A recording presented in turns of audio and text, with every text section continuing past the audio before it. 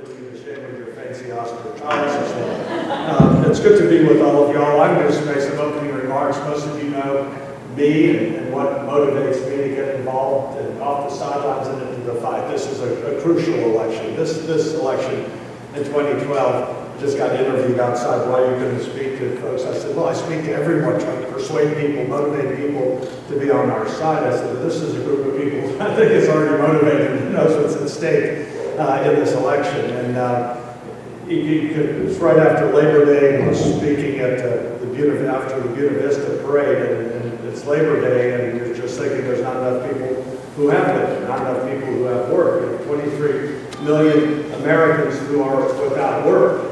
Half of the young people graduating from college these days are either underemployed or unemployed. Third, and we have a moderator who's at a university, college, right? I'll take the college.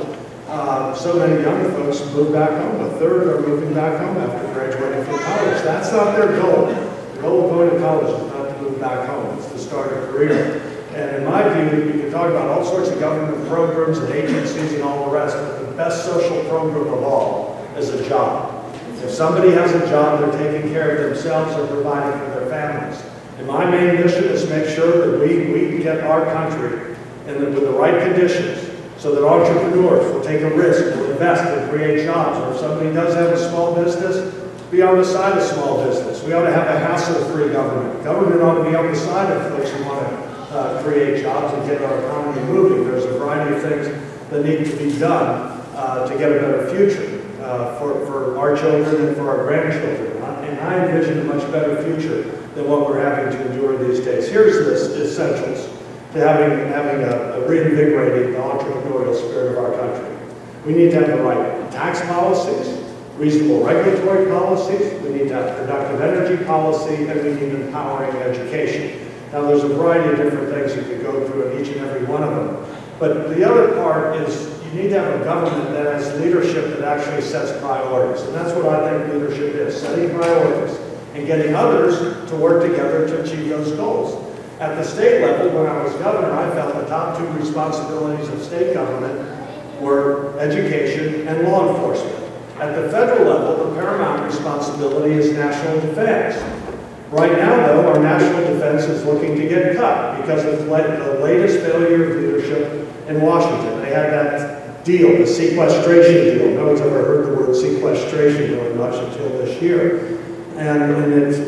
This is a deal that my opponent, Tim Kaine, supported and I opposed. And what they're saying now is, oh, well, the way to avoid this $500 billion of cuts, it's not just the simplistic 5% across the board cuts, it's half the cuts coming from the prime responsibility of the federal government, national defense. And so some of them, including my opponent, are talking about raising taxes and then using the men and women of our armed forces as leverage. And I just want to be very clear with each and every one of you all. The men and women who serve in our armed forces should never be used as a political bargaining tool to raise taxes on job-creating small businesses.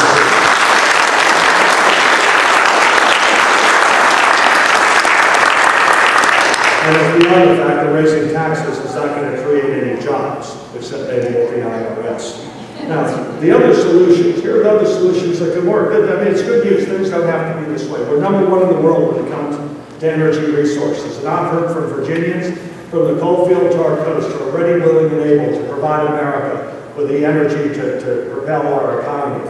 We need to stop EPA. They're an unelected, unaccountable bureaucracy that is in effect banning coal. You ban coal, and eventually we're going to be feeling the same pain on our monthly electric bill as we're feeling at the gasoline pump. It also means that we ought to unleash our energy resources. And these counterproductive energy policies are punishing particularly middle and lower income families who are paying at least $30 more every single time they fill up compared to January of 2009. And if I'm hired on, with your help and the help of many other Virginians, on day one, after being sworn in as a United States Senator, I'm introducing a bill to allow us in Virginia to produce oil and gas off our coast and then use those royalties for roads and transportation.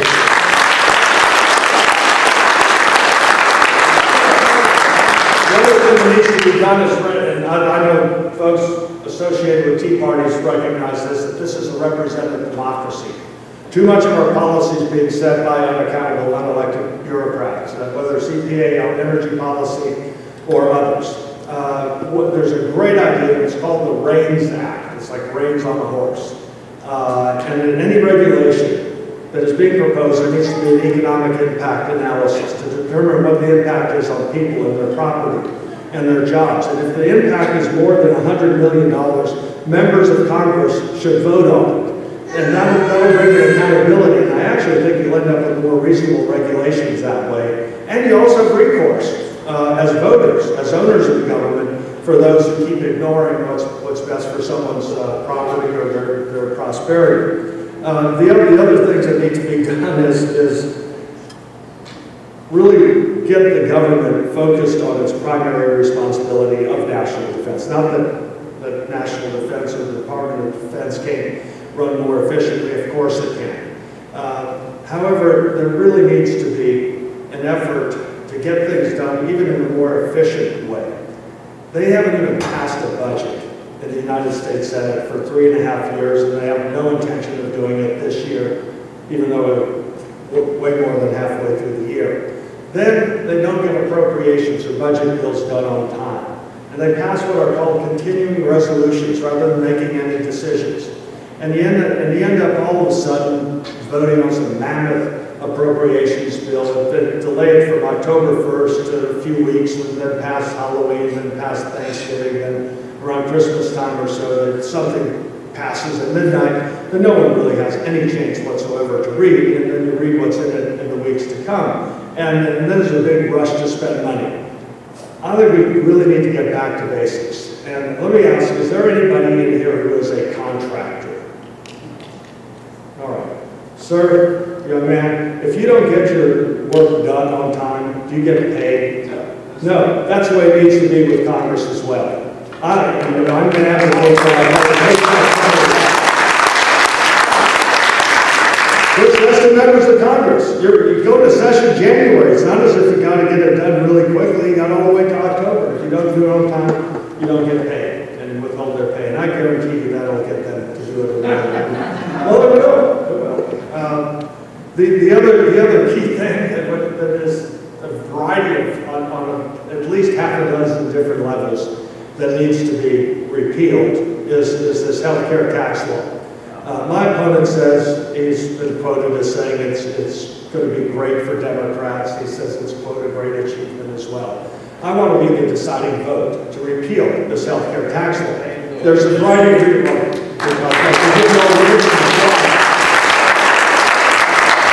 It is wrong. It's tough on small businesses who don't want to hire any more folks on. Seniors are very worried. They may have health care insurance, but they're not going to have access to doctors who want to see Medicare or Medicaid patients for that matter.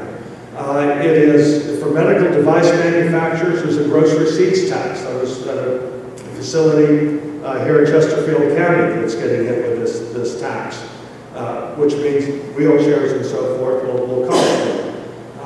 There's the aspect of it that actually infringes on people's religious freedom on top of it. And so there's a discussion. Just last week I was in Wythe County, and the chairman of the board of directors of a healthcare hospital in Wythe County said Obamacare is going to put rural community hospitals out of business. And I brought that up just yesterday at a straw poll event at the Chamber of Commerce up in the northern part of the Shenandoah Valley. They said the same thing. So there's a lot of reasons why that needs to be repealed. And then what we need to do, the healthcare system before Obamacare was not a perfect system. What we need is to put patients in charge. I think patients and doctors ought to be the ones making decisions, not remote bureaucrats up in Washington. A great idea are called health savings accounts. They're personalized, they're going to get more affordable insurance, they're portable, you can take it from job to job and not have to worry about pre-existing conditions when you change insurance. Another thing is that small businesses ought to be able to band together across state lines and then get in a larger risk pool and have more competition, more choice, and more affordable insurance. The other is trust the states. I think the states ought to have more flexibility to manage the Medicaid program. It's very similar to what we did while I was governor in welfare reform 2 years before the federal government There is one provision that I think should stay or get reenacted, and that is allowing children to stay on a parent's policy until age 26. As a practical matter, with the terrible job market there is, it's better for those children to be on some insurance policy than on none. And actually, the insurance company said regardless what happens, they're going to allow that anyway for the future. So those are some of the changes that ought to be done. The other fundamental reform that is needed in Washington is not these band-aid approaches to appropriations. The long-term solution is something that's very simple and well understood by anybody who runs a household, runs a business, serves in local government or state government, and that is a requirement in the Constitution of a balanced budget. I've long been an advocate of a balanced budget amendment to the Constitution. 49 states operate with it. It forces elected representatives, leaders, governors, presidents to have priorities as to what's important. It forces an efficiency. It forces an accountability. And I think that if we could get that passed, and I also think the president should have line item veto authority. I have it as governor, used it 17 times. And after you use it a few times, they all get the message. You're not going to allow that to keep going on. And I think if it were sent to the states, it would get ratified in 2 or 3 years. It's not something that's an esoteric thing that people don't understand. They understand the concept that you shouldn't be spending more than you're taking in. People understand our credit rating has been downgraded for the first time in history. People understand that this federal government is spending over $1 trillion every year that they don't have, and that the debt, the national debt, has just gone over $16 trillion.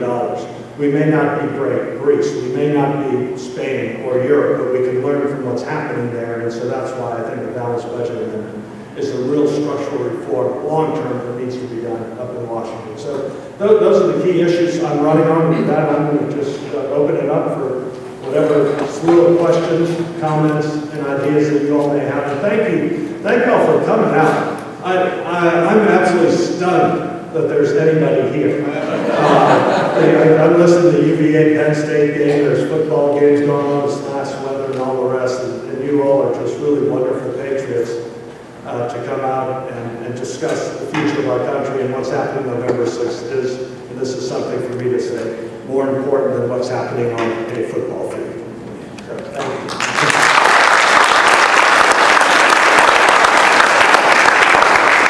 Great, thank you, Governor. I think we also should say that you're a patriot for coming to join us today, and we appreciate it.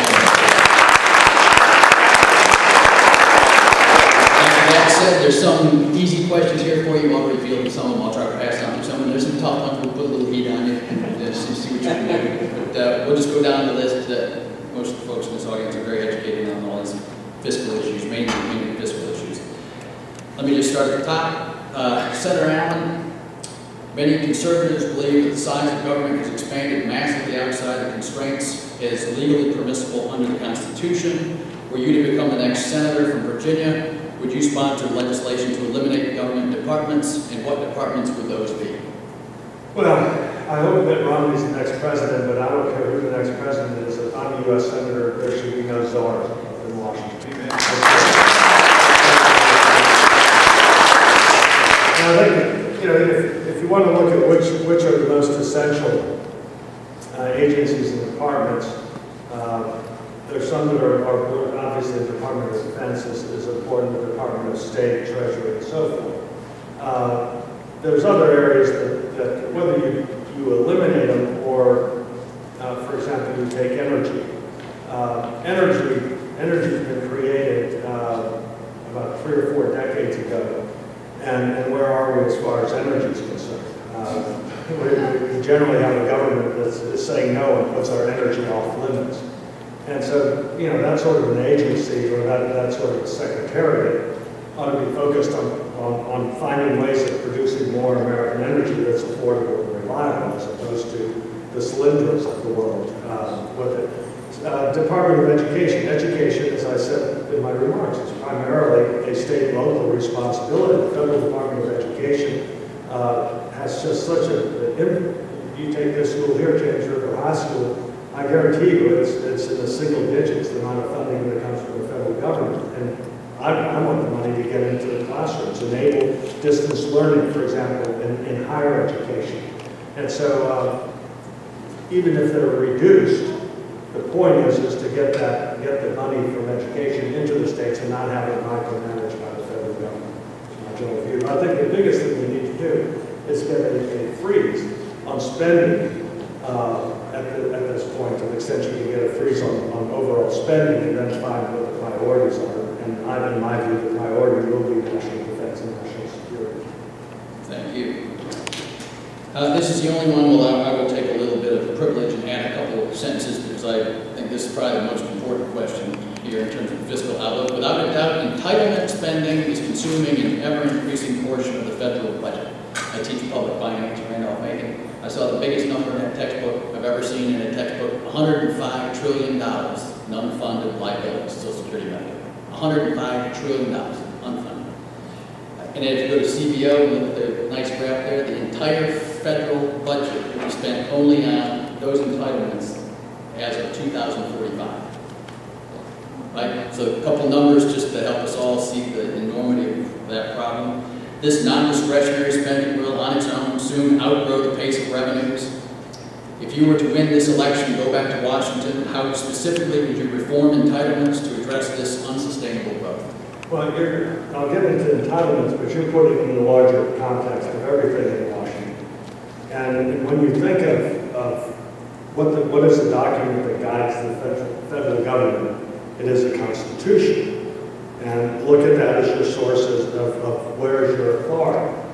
And I was thinking, look at our country when it was founded. Where are we now? We're a much bigger, diverse, prosperous country than we were in the beginning. And you had very few secretariats at that time. I mentioned the Department of Defense, it was Secretary of War at the time. You had the Department of Defense, you had Treasury, Secretary of State. The only one that has probably been an addition that is with the expansion of our country to be a transcontinental country is the Department of the Interior. And that ought to be a positive agency as opposed to the way that most people out west look at the Department of the Interior.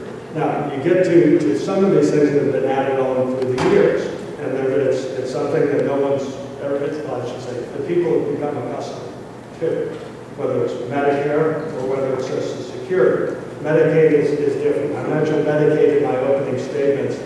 I think that the states ought to have greater flexibility in running Medicaid, and half of the money that goes into Medicaid comes from the states. So the state taxpayers and the states will have every incentive in the world to run it properly. And so that was the best part, I think, of that Supreme Court decision on the health care tax law, is that they said the states can't be commandeered in expanding the number of people eligible for Medicaid, because that was going to outstrip state budgets and really ultimately reduce funding for higher education. On Social Security and Medicare, I want to make sure people who are currently on Social Security or Medicare or soon to be on, make sure they have it. And I think it ought to be there for future generations as well. Now, there's some changes that I think all should be put on the table and worked out on a bipartisan basis. One, let's recognize facts. People are living and leading longer, healthier lives. The retirement age can be gradually, not for those who are now 59 years old, 55 years old, for that matter, 50-year-old. For those who are 20, 30 years old, the retirement age can be gradually increased. I think there can be income adjustments made to it as well. And there's a few other ideas insofar as Social Security that have been brought up. One that I would not be in favor of, out of all the various ideas, is to raise taxes. Now, if you're going to put an income adjustment, you shouldn't be raising taxes on it. And all that would do is make it less desirable for people to hire people on as well. So I think that there are ways we can work together. I think both of them are achievable with some changes, and it's going to have to be done on a bipartisan basis. Otherwise, you're going to get all this demonization and carrying on that you're presently seeing. And re-election here for professor. But the ideas of income adjustments and a gradual increase in the age, I think, make good sense, and I think we can get that done. The other thing to do is try to find ways to And this is thinking outside of the constraints of just Social Security and the way people look at Medicare. And that is, ultimately what these are for is health care, and they're also on the Medicare side, and for the retirement side, Social Security. I like to look at additional ways where people can save for their retirement. For example, many people who are going to live a long time will eventually, not all, but many will need assisted living. And what happens now is people end up having, they go to a retirement home or need assisted living, and they end up having to lose their home, spend down all their assets, and then become a charge on the taxpayers. One idea I've always advocated makes a lot of sense is people ought to be able to use money out of their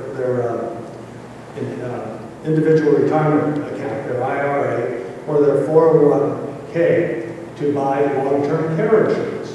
It's after all, it's for your long-term security. So why not empower folks to be responsible so they don't lose all their assets in their homes when they become retired? Another great reason why I'm for health savings accounts is if you don't use that money, say you put a few $1,000s a year into it, and you don't use it up every single year, it rolls over year after year after year.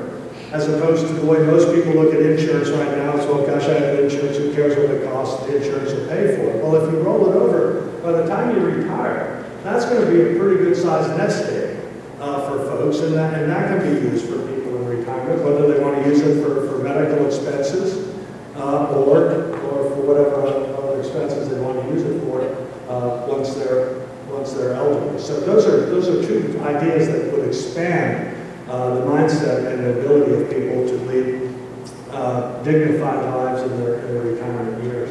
Great, thank you.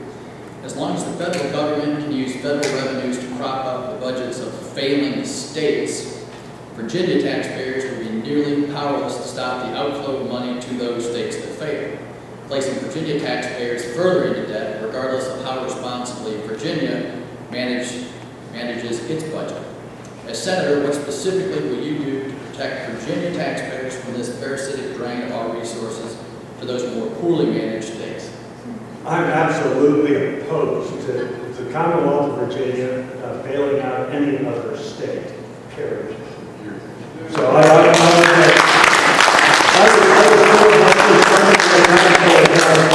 there's just no way that you take a state like California that has the ability, if they were properly managed, to do a lot of good for the citizens, but they're not properly managed. But there's no reason why any Virginia taxpayer should be bailing out California for their mismanagement, or any other state. If you want to have an example of a state that is booming, North Dakota. It has the lowest unemployment rate. In fact, it is by far the lowest unemployment rate. There's not enough people to fill all the jobs that are needed in North Dakota. Why are people moving to North Dakota? Not because of their nice beaches or great weather. They're getting after their energy, that shale oil, and they're getting after it. And that's, an example of we utilize American energy resources of jobs and prosperity as well as the revenues that are derived thereof. And so let Californians learn from North Dakota. You've already addressed this in your opening remarks, but I'll go through it one more time. You may want to add some. With passing of Obamacare is just one example. There's ample evidence that we should expect a steady, continued stream of new legislation and regulations. As Senator, would you sponsor or co-sponsor sunset legislation that requires the repeal/abolition of some number of existing laws for every new law or new regulation that's enacted? Good question. Whoever asked that question is a good question. I think that obviously I want to repeal Obamacare, but regardless of that, any new regulation, thanks for this question. My view is any new regulation that goes into effect ought to be sunsetted. And you can debate on what the number of years should be, whether it should be 7 years, 8 years, 10 years. Mike Thomas is here, who's our campaign manager, and when I was governor, he was our Secretary of Administration. One of the best things we did was regulatory reform. And so we went through every single regulation in Virginia, and there's how many? Thousands of them, right, Mike? Yeah, many thousands.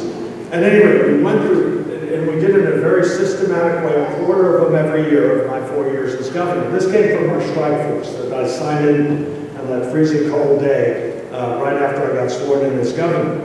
And so every regulation was analyzed to first find out what is the purpose of this regulation. All right, if it's a worthwhile purpose, is there a better way of achieving that goal that's less burdensome to families, to small businesses? And if so, let's change it. Or if the regulation had no use, get rid of it altogether. And it was really interesting going through it all. I remember at the beginning, we'd ask an agency or a department, why are you doing things this way? Well, we've always done it this way. Well, fine, but why are you doing this? Oh, we've done it this way since Governor Godwin was in. And that was a justification. I mean, you hear it all the time. And so but the point of when it was all said and done, after 4 years, out of the regulations in Virginia, 71% or so were either eliminated or amended. It was about a quarter of them stayed the same. That's the sort of review that is needed. Now, Bob McDonald comes in as governor and is doing the same thing. And somebody came up to me and said, well, Bob McDonald's doing the same thing you did. And then there's kind of a derogatory tone. I said, good for him. It's been 12 years since I was governor. I guarantee you that in the last 10 to 12 years, with new technologies, new systems, there are better ways of achieving whatever the goal of that regulation is. And I guarantee you there's regulations that ought to be amended or eliminated altogether. So I think that sunset idea from whomever the questioner is a good idea because it will force that discipline to re-examine, to look at, all right, do we need this regulation? If so, is there a better way of achieving it? Because as I said in the beginning, we ought to have a hassle-free government. I know that's not the way, those are not words that you normally hear from the government, associated with government. But to me, that's the approach that I would be taking. As far as just removing a regulation for every new regulation that's come in, that may sound, obviously this new regulation is supplanting an existing one that is happening, but I think that the really logical approach is to have a sunset on it. I actually think it makes a great deal of sense to sunset laws as well, to make sure that those laws are still needed as well. Good.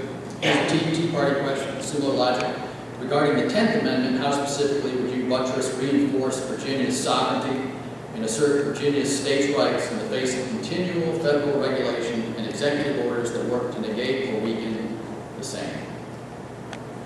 Well, I've always done that. It's something that I feel very strongly about, having had Mr. Jefferson's seat in the House of Delegates, having been a governor of the Commonwealth of Virginia. I do trust the states. In fact, there's Rob Bell over there, delegate, has the seat, most of the district that I have, at least the same number of the district, the 58. And I trust the people in the states. I think that government closest to the people is best. Now, if there's something that's an external matter, national defense, or something clearly interstate commerce or our civil rights, you have the federal government supposed to be involved in that. But other matters, if possible, I like it to be closest to the people in the states. And so there's times that you'll find in Washington where they'll be proposing ideas that you actually like. However, that's not the forum, that's not the jurisdiction, it's not Congress's responsibility to be dictating these things. What they'll try to do is they'll have these blackmail the states. So if the states don't do this, you're going to lose highway funds.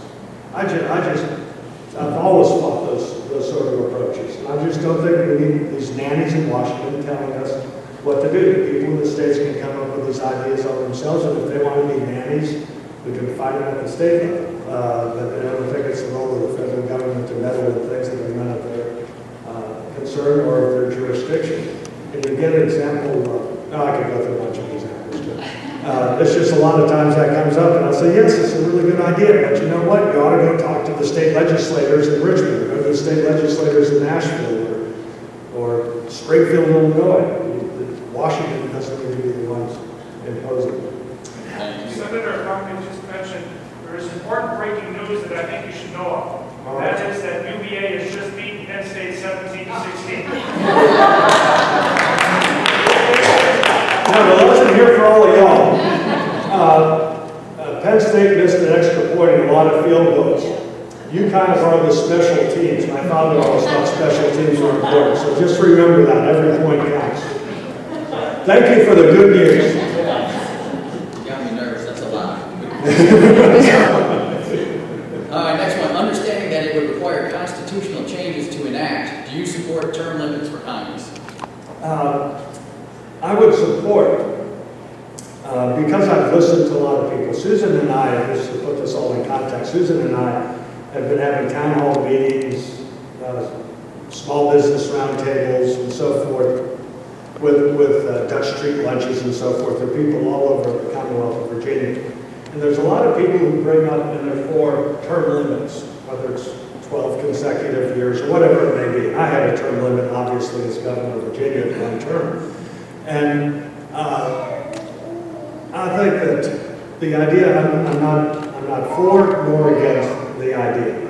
I think that people need to be responsible in every election and not wait around for a term limit to limit someone's term they can vote on. However, there's been so many people who have brought this up, and in the way that this would present itself would be there be an amendment to the Constitution, and it would be sent to the states to limit members of Congress, senators, and House of Representatives members' terms in Washington, because you're not going to do it on a state-by-state basis. It would make no sense whatsoever for a state to do that. So I've said to folks that if this comes up, I'm not going to be the sponsor of it, but if it comes up for a vote, I'm going to vote for it and let it be sent to the states and let the people's voices be heard that way on that issue. So it may not be a wholehearted support for it, but that's my pledge. If it comes up for a vote, I'm going to vote for it. Don't expect me to say anything more than let's let the people in the states decide if they want to have this change in the Constitution. Good. All right, here's a tough one. You and your Senate colleagues spent irresponsibly from 2001 to 2006. Even in the face of another catastrophe such as 9/11, how can we know beyond a shadow of a doubt that you won't vote for spending increases, including earmarks for Virginia, regardless of who may be applying the pressure to do so? Well, there are no earmarks, and I don't think there ought to be any earmarks. And I was for earmark reform when I was in the Senate previously. But there shouldn't be any earmarks, and in my view, that won't even be an issue, because I can't see us having a balanced budget, at least in the first several years. I want to see us on the trajectory to a balanced budget. When I did serve in the Senate, I did try to rein in spending. And I thought there should be transparency insofar as earmarks were concerned. There were folks getting earmarks that didn't even know who was sponsoring it. And if there was any earmark, I would have my name attached to it. And I do think there needs to be that accountability, but I don't think there should be any earmarks. And I'm for the ban that's in place and should stay in place in banning earmarks. When I was in the Senate previously, there were a lot of things that I tried to do to try to get spending under control. I was and still am for a balanced budget requirement. When I left the Senate, in the last fiscal year of it, the budget deficit was about $160 billion, and it was on a trajectory, and this is after 2 wars and 9/11. And what we needed to do to respond to that and avert a recession. And they criticized, the other side criticizes the tax cuts we passed. Well, over 7 million jobs were created from reducing taxes on businesses and individuals and families as well. So that we actually had our economy going in pretty good shape when I left the Senate, if we think back in 2006, and the budget was on a trajectory to being balanced. And then you have the switch in control of the Senate, and then you have this president, and you're having now annual $1 trillion plus deficits, which and no budgets whatsoever. And so I do think spending needs to be under control. So you have my assurance that I want to make sure this country is going in the right direction. I don't want to burden my children, your children, or your grandchildren with what now is about $50,000 per person in our country with this debt. We need to get our credit rating in our country back to the highest rating possible, upgraded rather than downgraded. And so I'm going to make a lot of tough decisions like I did as governor, and that's what I intend to do. Thank you. Another tough one. Your vote in favor of Medicare Part D prescription drug plan is extremely troubling. It shows a fundamental misunderstanding of powers delegated to the federal government as detailed in the Constitution and contributes to the erosion of Virginia states' rights. Additionally, programs like the Medicare Part D coverage plan undermine the conservative message of small, limited government and makes the Republican Party look hypocritical when espousing those conservative principles. What can you tell this audience to instill a sense of confidence that you won't vote for these types of expansions again? Well, I don't disagree with the characterization of that. I don't see where it has any effect, some of the facts that were said on it. The issue on that was, if you have a Medicare program, and you're going to cover hospitalization, you're going to cover doctor's bills. If you want to have a modern medical care system, prescription drugs are part of it. People can be maintained at home rather than institutionalized with prescription drugs. I'd rather treat somebody for high blood pressure with medication than wait until they have a stroke, for example. Or treat someone before they have diabetes, early in diabetes, before they have to have a foot amputated. And so the question was, what was the best way to do it? And the approach we were taking with that, now some may say, prescription drug benefits should not be a part of Medicare. That's just a disagreement. To me, if you're going to have proper health care, prescription drug benefits should be part of it. And I didn't like to hear stories about people cutting pills in half, in a sweater in a cold home at in the wintertime, trying to decide whether they have heat or prescription benefits. The big fight over all of this was you can have competition and choice for it, or you can have the government run it all. And that was the big battle. And competition and choice has actually worked out, and it's come in under budget. So that's my argument on that aspect. The part that I liked the very best about it, that I'm really enthused about, was that we expanded health savings accounts. Because health savings accounts is something, or an idea, a proposal that empowers individuals. And I've advocated it for so many years. And just so you understand, when people own their own policies, then they're not dependent on the government. Then they're not dependent on an employer. They can take it from job to job. To talk to a 30-year-old, most 30-year-olds have already been in 2 or 3 jobs.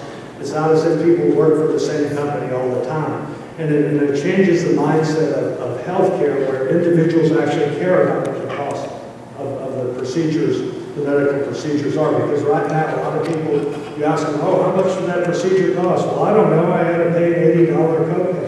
And then you ask them, no, how much did it cost? They say, well, I don't know. Insurance paid for it. Well, somebody's paying for it. Health savings accounts should actually care about how much the cost is. You have a high deductible and you cover major medical expenditures. And what was done with health savings accounts was a great several strides forward on it. And that was the main thing that I was strongly advocating for as part of that. Thank you.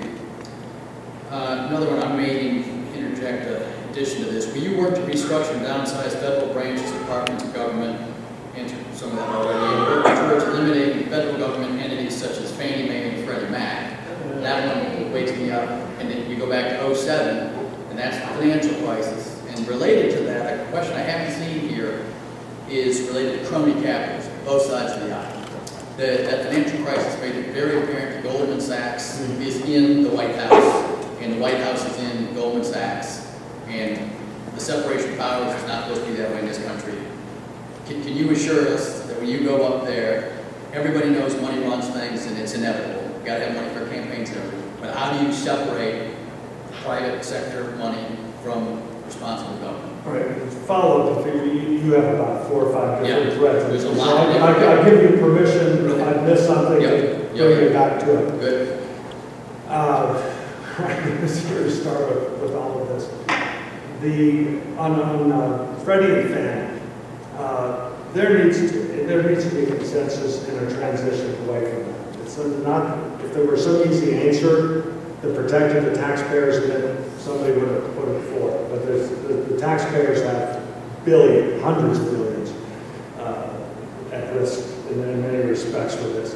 There needs to be a transition. I've spoken with realtors, for example, who are on the front lines knowing what a situation is for housing, whether it's people desperate to sell a house or somebody looking to buy a house but then can't get financing and so forth. So I would be happy to work with anyone who wants to get a transition away from it. And it will have to be a transition. It's not something that's going to happen overnight. That would be too disruptive, and I don't think something like that would pass. One of the things that will, I think, and I didn't mention it, I normally do, that we need to do is reform our tax code. The tax code, when we talk about crony capitalism, or why is there certain breaks here, and why does John Deere, as a corporation, pay in effect a 33% tax, and then you have other companies that are paying 0? Well, the companies that are paying 0 are not doing anything illegal if they're following this tax code. One of the things that I think would be just great for our country is for the taxes on job-creating businesses, the business tax or corporate tax, to be much more competitive. Right now, we're the worst in the world at 35%. It's the highest tax in the world at 35%. The international average is 25%.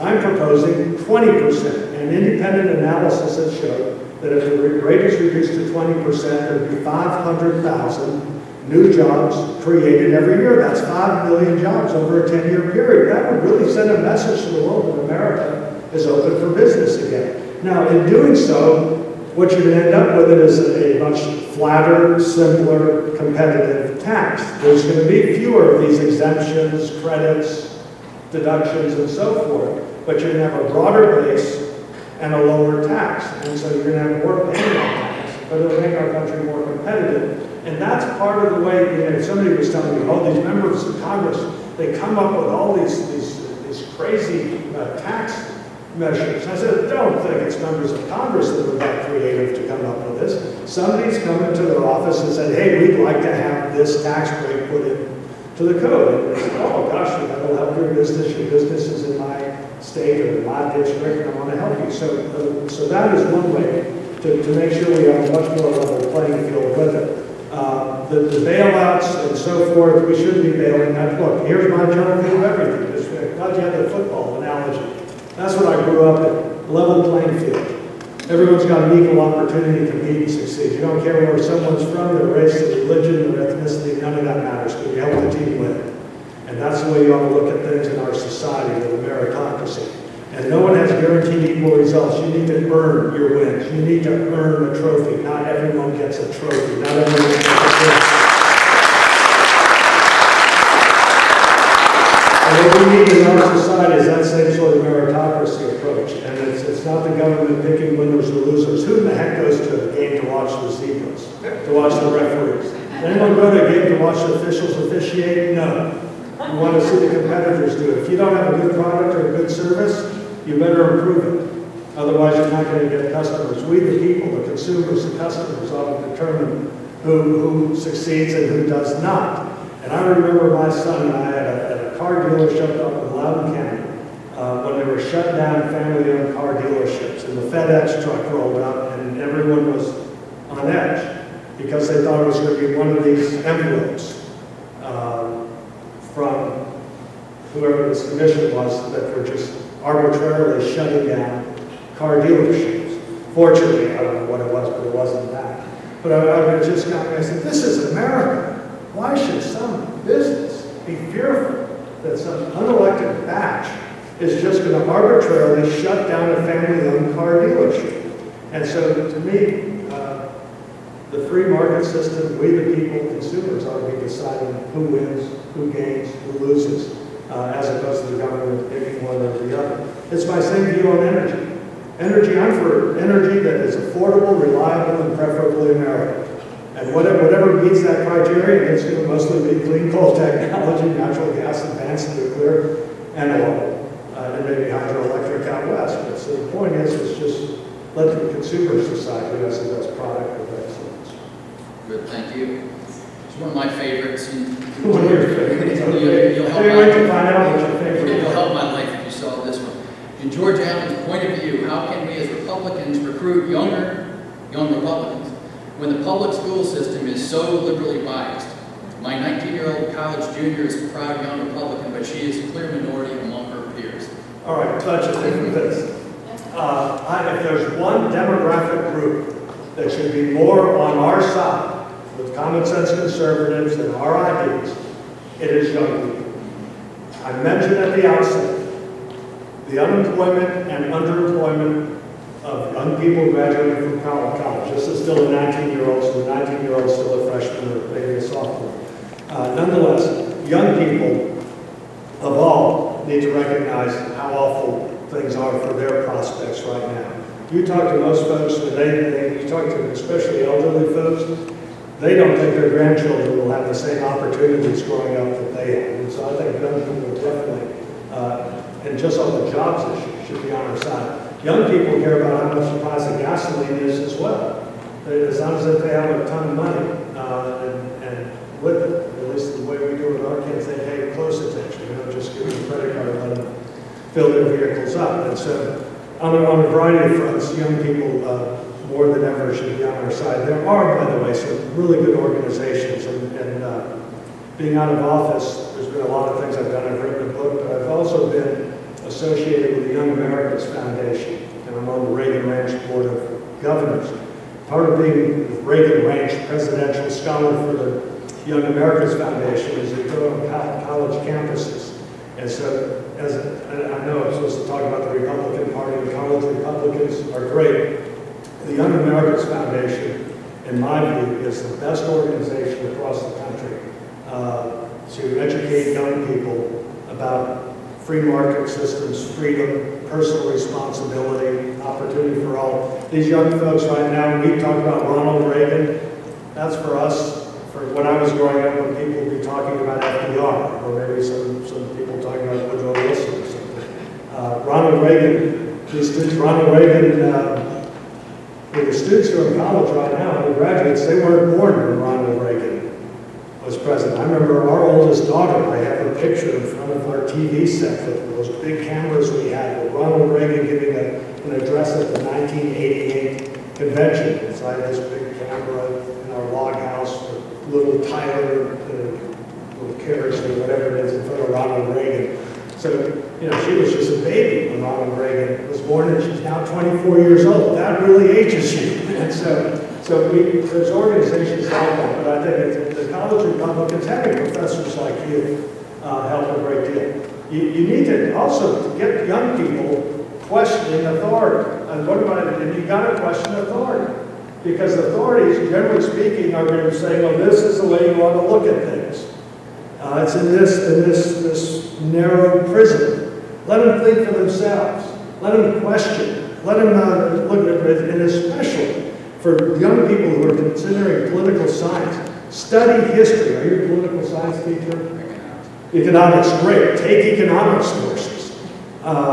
Take history. Learn about the foundations of our country. Look at what the principles that undergird our society are. Learn of the mistakes that have been made throughout history. And learn not to make them again.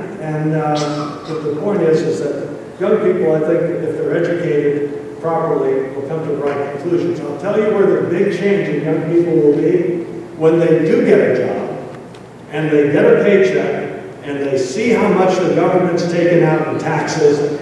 That's where I think we can get them on our side. At that point, that's when they're most persuadable. I've seen that through the eyes and words of my own children. That's well said, well said. We want to be respectful of your time, Governor. Do you have a couple minutes for a couple open questions from the... Yeah, real quick, because I got to get with Mitt Romney out to the racetrack. Yes, ma'am? Can you protect the equity in our houses? Can I protect the equity in your houses? That they were getting, that they don't quit letting us use the tax that they wanted to. I mean, whatever it is, the edges on our houses, I'm sorry. The deduction. Yeah, I will not promise you that I can protect the equity of your house. The one thing that would help the equity of your house and the value of any homes is that more people are working and have jobs and can afford homes, and then you get the prices up. What you're talking about, I think, is the mortgage interest deduction. Yes, sir. All right. We're talking about home equity loan today, I guess I haven't been on Brian, but our equity's going down too. Right. Problems.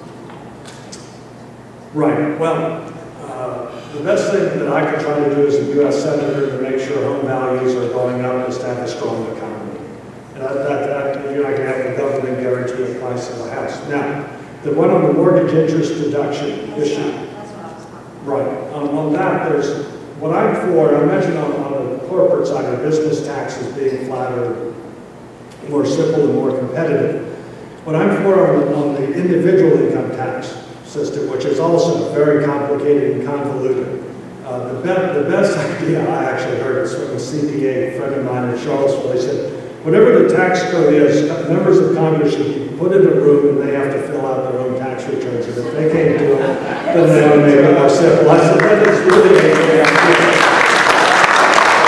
And it fits into my general view that whatever laws Congress passes, Congress ought to live under. Just like this Obamacare, that should apply to the whole federal government. We don't have waivers for insiders. That's back to your other question. There shouldn't be waivers on this Obamacare. If it's so great, why do the special interests get waivers for? On the individual income tax, some people like the tax code the way it is. You may like it because of your mortgage interest deduction, and I think it would be unfair for the government to all of a sudden change the tax laws because people depended upon that in their calculations and their planning.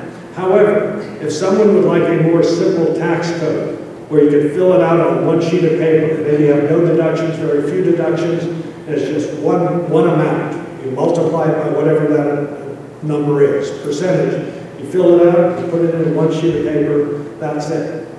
I call it the freedom to choose flat tax. So somebody could stay with a complicated one if they so desire, and keep your mortgage interest deduction, or you like other deductions, depreciation, or if you want a more simple approach, let the taxpayer decide.